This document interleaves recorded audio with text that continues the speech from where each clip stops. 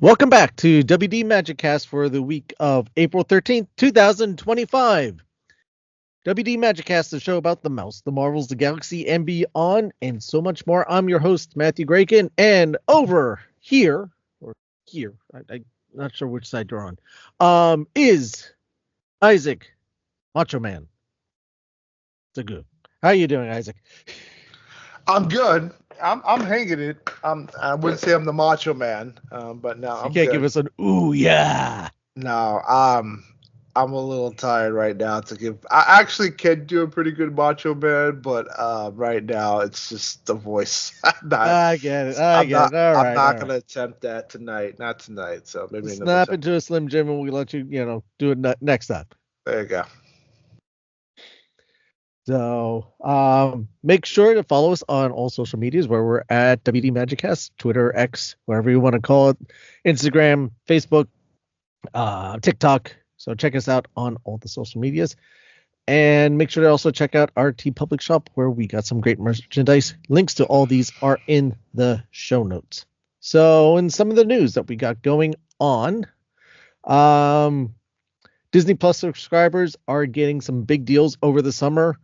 For hotel room stays, you got some rooms at $99. These are kind of unprecedented pricing, so you may want to contact your travel agent. If you don't have one, contact our wonderful friends at MEI Mouse Fan Travels to find out what these deals are, what kind of deal you can get, and at no obligation to you, they will help you out, and no cost. And see what these deals are, because they are, like I said, they're kind of some crazy pricing going on. We also have Viking Ocean Cruise is debuting the first hydrogen powered ship next year, late 2026, making it a zero emission ship basically. So it will be able to go in a lot of the environmental sensitive areas, but also just where cruise technology is going, and be able, these ships weren't necessarily the best thing for the environment, but now we're actually finding a technology that may be able to sustain these things and be a little more cleaner for the environment. What else we got going on here? We also have Universal. Amongst their announcements of building a kids park in Texas, building a themed area in Vegas. I don't know exactly what to call it. Where that's going to be specifically Horror Nights.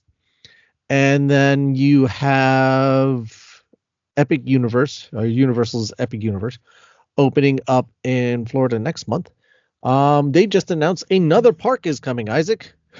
Look at that. All right. Let's do it.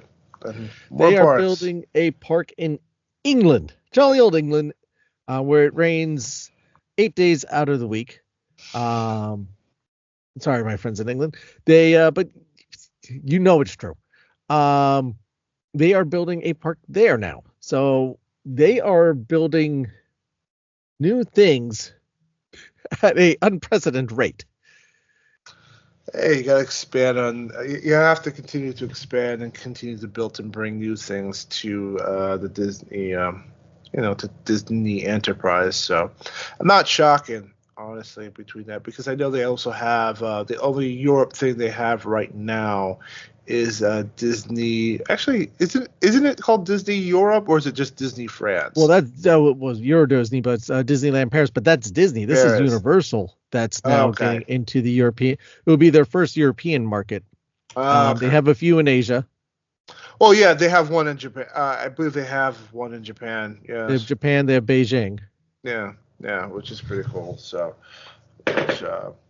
I knew this because I wanted to go to the Super Mario Land that was opened in Japan first, and I believe they finally opened it down in Florida right now. Right, that's going to be part of. It was a part of Universal Studios down in Florida. Epic Universe's Epic is going to have the Mario Land, which includes Donkey Kong, and the rumor It's just a rumor until they make an official announcement, even though they have the licensing rights. The rumor is that they're also going to be doing Zelda. It makes sense. Honestly, hey, time to go to the land of Hyrule. Makes total sense. Yeah, I could see that. I think it'd be fun introduction to that whole area. Yeah, I think that will work out. Now, will be the link from the 80s and 90s TV show, or will be a different link? Let's see. Well, we'll find out. Hopefully it's the more modern day link that everybody knows. I'm just hoping it's not the link from the Panasonic Reel days back in 1993, that old system. I don't think you probably remember. Yeah, you probably remember that old system, the Panasonic Reel. Yeah, which was a CD. It was supposed to be like the next high-end gen of systems. Oh, geez, that Panasonic one. That wouldn't have been Zelda. Zelda would have been on the Dolphin system that Nintendo. No. It was at a time it was licensed. It was licensed to the real. They made both a Zelda and a Link game, and I remember this too because as a kid I played it, and it was nothing like the Zelda games that I played on Nintendo. So yeah, it was bad. Let's just say that system didn't make it. Yeah, I remember, and I remember reading about those, how that was going to be the newest, latest, and greatest system. And that was the same time Sony was working on theirs. Yeah, this was around the same time that Sony originally was supposed to be working with Nintendo on a brand new system at that time. And then because Nintendo ironically chose Panasonic to help work on their system, ironically, Sony decided, okay, we'll just make ours. And I remember that's why Sony, so that's why we have PlayStation now, because of Nintendo. If Nintendo had worked with Sony, maybe PlayStation would have existed. And the Nintendo systems would be a lot different than what they are now. Yeah, very true. Very true. Talk about butterfly effect. But yeah. So on that, speaking of things that were and never were, a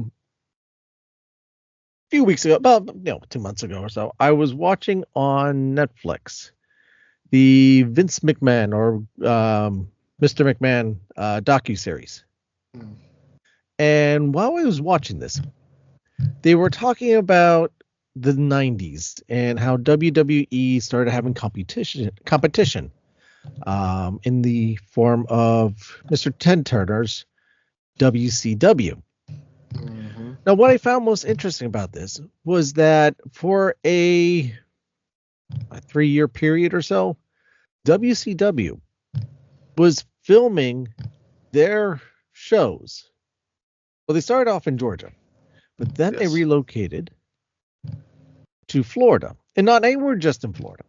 They were filming in the relatively brand new Disney MGM studios, or now the Disney Hollywood studios, which was a functioning theme park and studio. That's where they were filming the Mickey Mouse Club, new Mickey Mouse Club, with Britney Spears and half the members of NSYNC and all that. So Ryan Gosling, I think, was part of that too. So they were filming that there, and they filmed some other stuff there. Nothing too big. They had the working animation studio, but then they also had WCW rented out one of these sound stages and was recording pro wrestling in Walt Disney World. Oh, that's sad. Now, as someone who wasn't watching, I did not know this, but you, my friend, were watching wrestling back then in the day, I believe, correct? Yeah. So, I mean, back in the day, I will say I was more of a WWE fan growing up. It was the Attitude Era, but WCW had their shares. It was very interesting because WCW was like the part where it's like a lot of the older stars from WWE tend to migrate to Turner.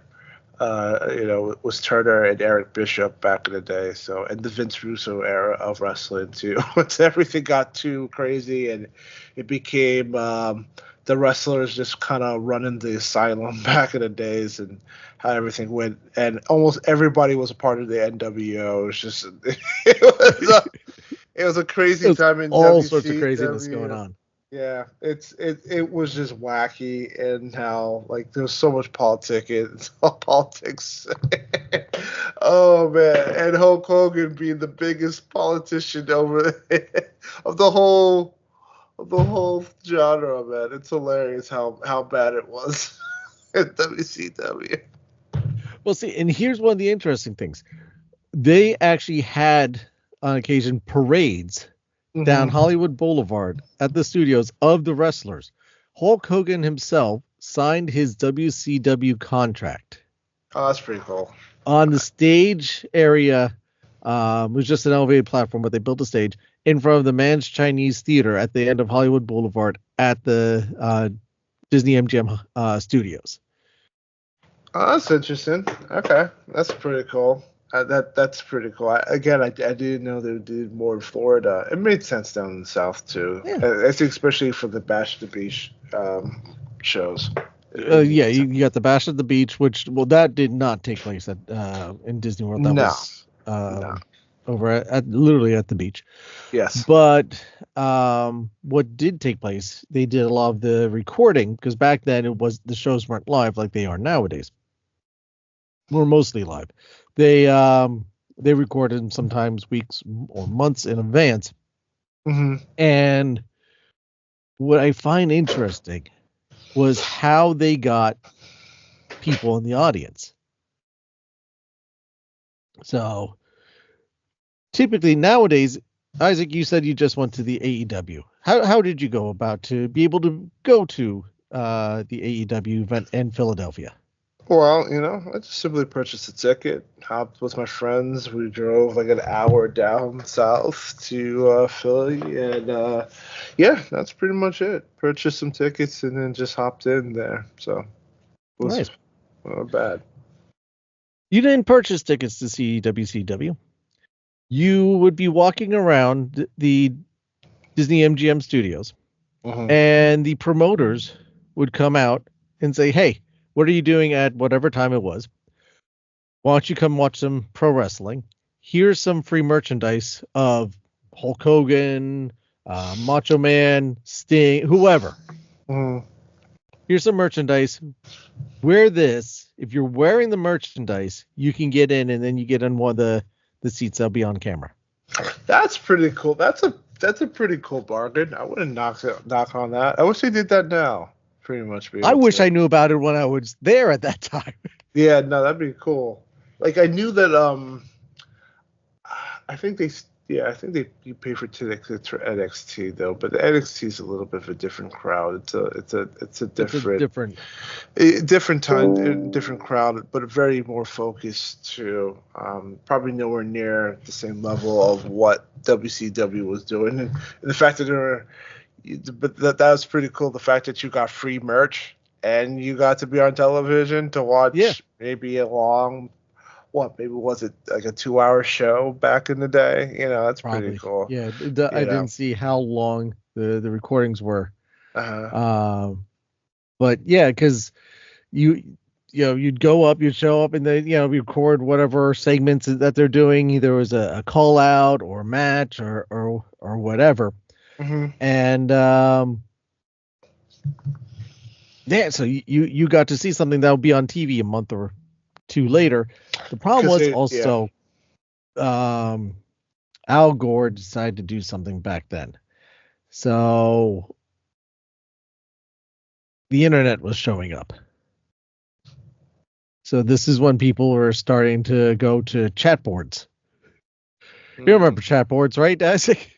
Oh, yeah. Yeah, how could I forget?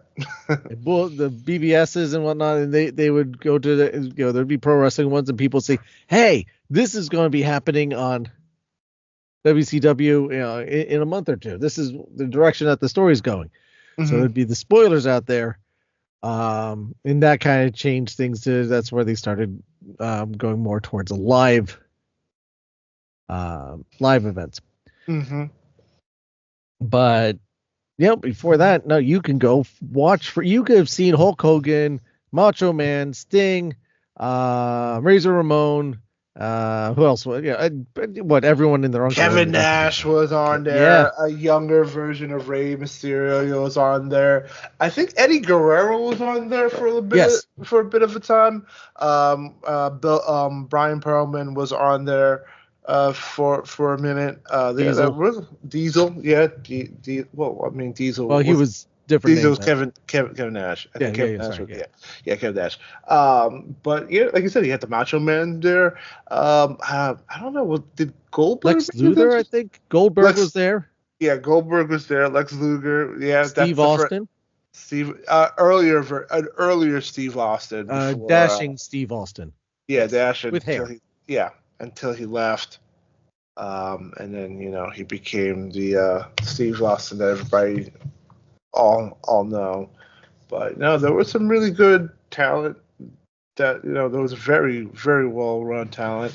Booker T made his Oh yeah. Booker T made the jump after being part of Harlem Heat for a little bit. So he made the leap. Yeah, there was a lot of pretty big wrestlers that made that leap. Man, it was a good time, especially with Nitro and stuff. Yeah. So the time frame was 1993. So when they started taping. And the shows specifically that they did was WCW Worldwide, WCW Pro, and WCW Prime. I believe Monday Night Nitro also, whenever that came about. Mm-hmm. From my see, that was their live one, right? Mm-hmm. And that started.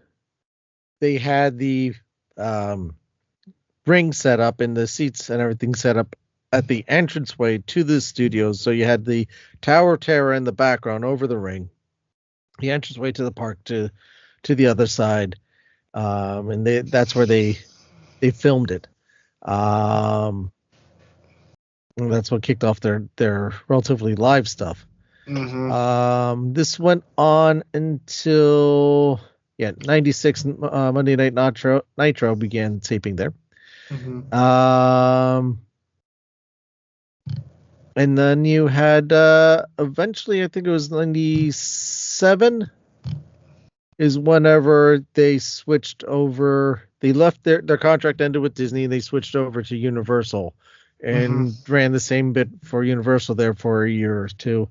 But that's whenever they started losing in the ratings. Okay, that makes sense. Interesting. To WWE. Yeah. And then Isaac, what happened after that? What in terms of just like what happened to the WCW as their ratings declined? I mean, it is a weird. They just got They got weirder after a minute. Eventually, it just all went downhill, and a lot of it went downhill just because of it was a lot of politics in the back end. Between Eric Bischoff and Hulk Hogan and Vince Russo. Like there was a lot of politics in that kind of killed WCW more than WWE kind of killing it. I mean, again, WWE was a more riskier, more bolder product. It kind of fit that era of 90s Smash Mouth, crash television of the 90s. If you like Jerry Springer, you love wrestling. Oh yeah, no, it was weird. It was Jerry Springer, it was WWE Attitude Era, and it was South Park. It was just a combination of the three at the time when we were sitting down and watching it too. No, but WCW just kind of folded on itself in terms of just the wackiest program and stuff like that. And eventually they ended up hurting themselves more than I think WCW, than WWE did. And then eventually, as you know, WCW eventually got bought out by WWE eventually at the turn of the century. Do you remember the storyline to that, though? No.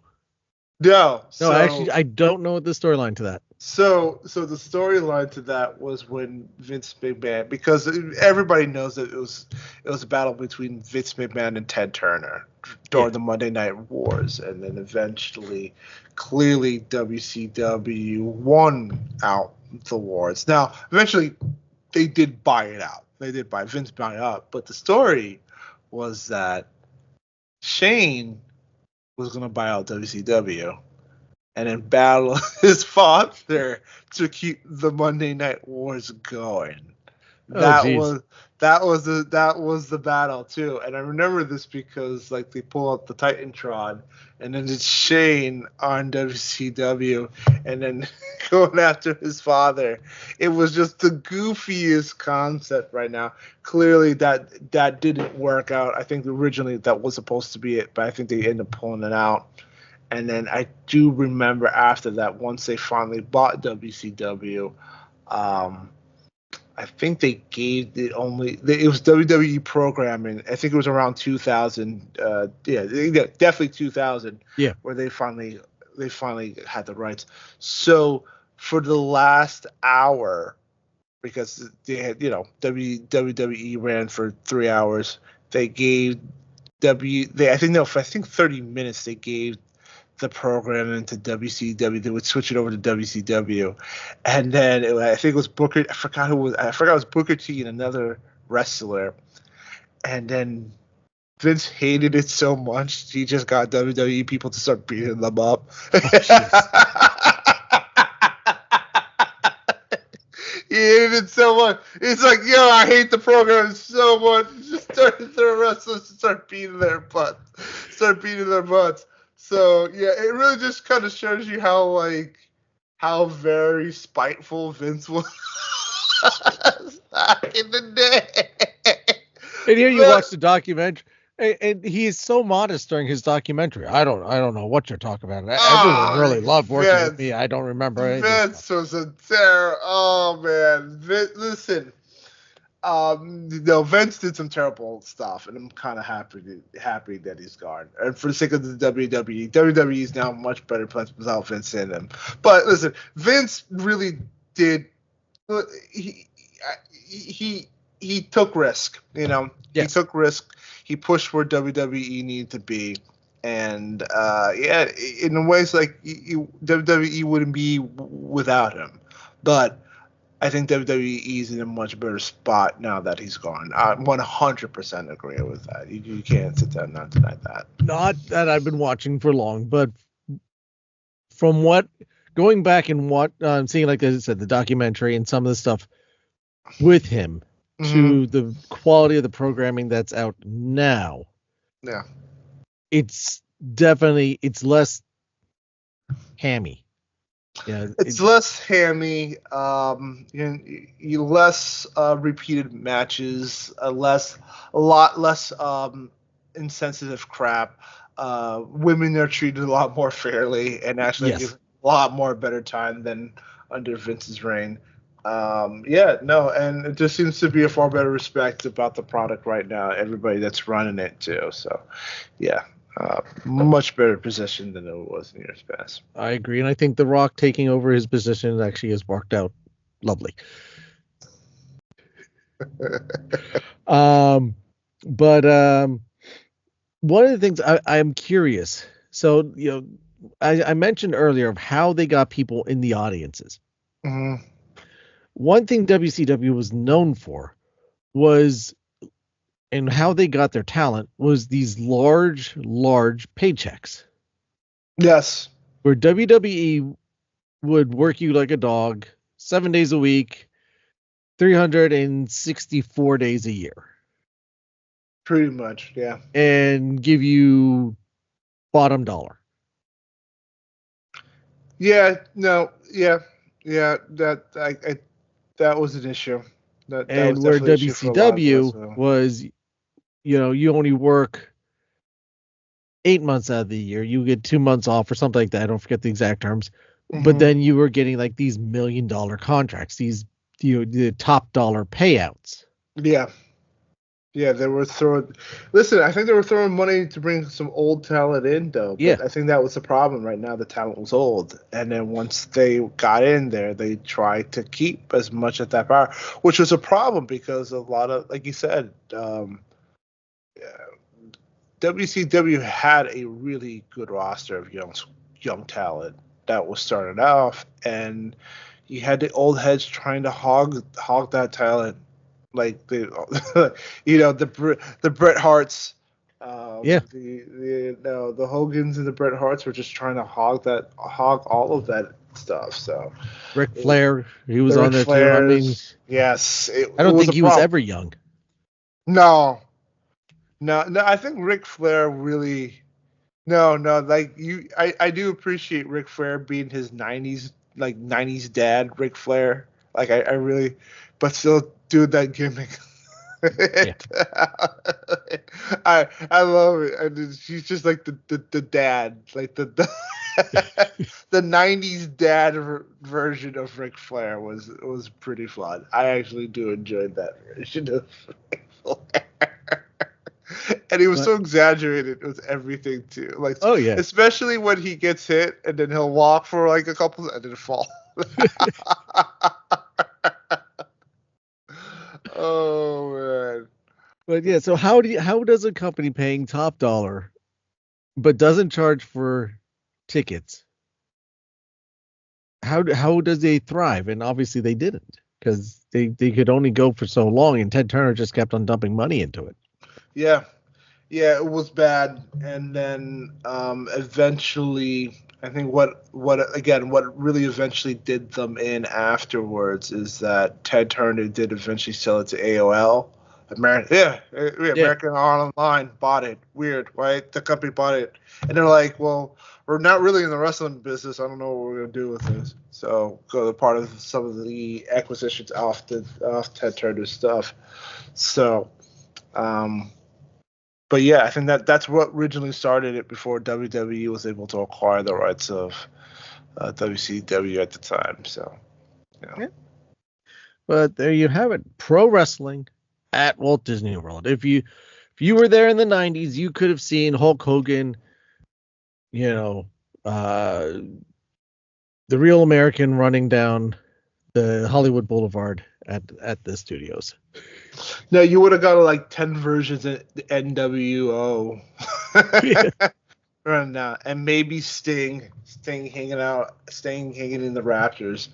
That would have been the issue right now. So, uh,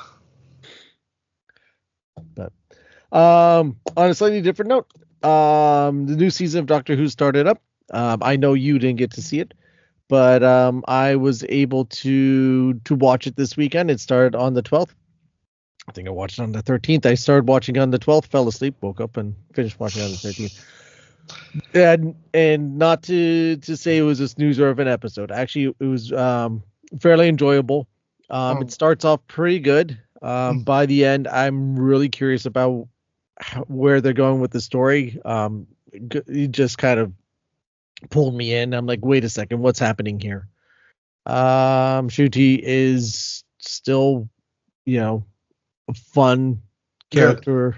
good. He's doing very well with his time as the Doctor, and we have a new companion, and we shall see how this all plays out. So, Yeah. I'm guessing it still feels like a continuation of season one. Like it really hasn't really started anew in terms of the brand new companion. And you know what I mean? Like the companion is still part of it. And I did see a little bit of I did see the trailer to season two. Uh-huh. This it does feel like the old companion was still in one of the She shows trailers. up at some point, but she's not Yeah. in the first episode. No, which is totally fine. That's why I'm saying I feel like this is still a longer continuation. And like again, Robert Davis is known for that too. Like yes, Russell T. Russell. Davis, Yeah, yeah. sorry, yeah, Russell T. Davis is really known for that. Where every year they will bring a brand new companion, but it's still an arc with all companions coming Yeah, back he at some. does like these weird crossover things. Yeah, they bring everybody back at some point. So. Yeah. Yeah, but so far, first episode, it was just Belinda Sandra Mhm. is the new companion. And well, I don't want to give away any spoilers about some stuff that happens. But she kind of is not on board with the doctor. Okay.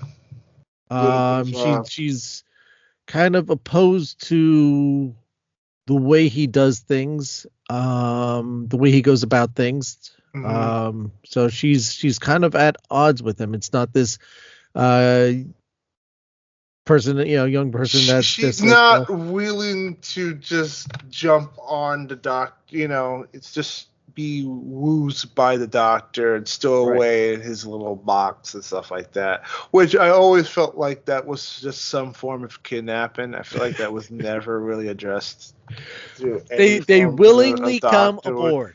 They willingly come Yeah, aboard. it's a little weird how they's like, yeah, I'm just gonna jump on a random dude in a phone box and just travel the world. If It's a a random little. guy showed up with a spaceship that promised you to take you anywhere in time and space in the universe I say he was on and be drugs. back by lunchtime.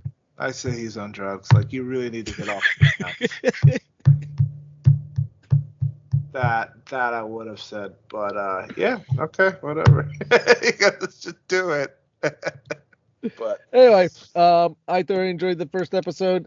I'm looking forward to the rest of the season. it's gonna be fun. Yep. Anything else you'd like to add, Isaac? No, I'm very good, man. No, very good. I'm fine. All right. And that on that bombshell, we will see you next time.